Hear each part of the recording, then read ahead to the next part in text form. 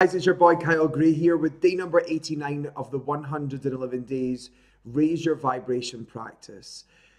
Today's lesson is a follow-on from the last two lessons.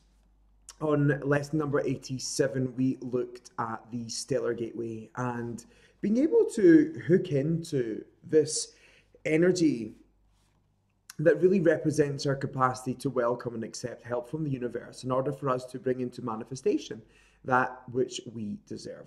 Today is a follow-on from yesterday's lesson, which is about moving into the miraculous mindset and really moving into that space of acknowledging that we are within this totality of possibility and that anything is possible as long as we can move into that believing and that knowing that anything is possible. Today's lesson is purpose progression, and it's not regression, it's progression. It's about moving forward. You've probably heard of past life regression, and we're not doing that here. But there's a chance you may not have heard of future life progression. Instead of going into the past or a past life, which does work, I'm all about creating positive ideas and setting intentions for the future. After all, that's what's ahead.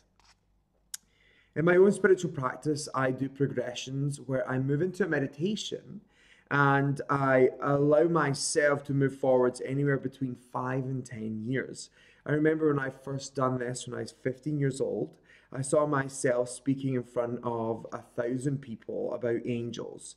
And I remember in my mind going on stage before Doreen Virtue and then coming off before her, and then she came on after me. And that's exactly what happened. And that was in 2013.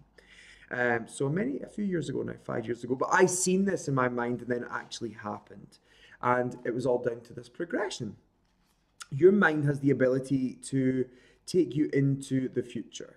What you will see will be based upon your alignment and the intentions you have now. So the way your universe is created is based upon what you have in your kind of foundation and what you have in your constitution, and what you have in here, it basically determines what happens next. So if you're aligning with one way of thinking and one idea and certain ways and feelings, that is what you're going to create in the future.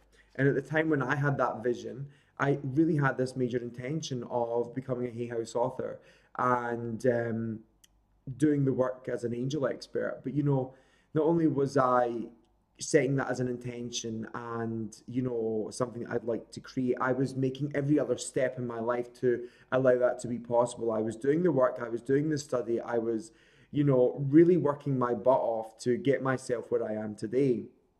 So what are your thoughts and intentions focused on? You can set intentions into your progression.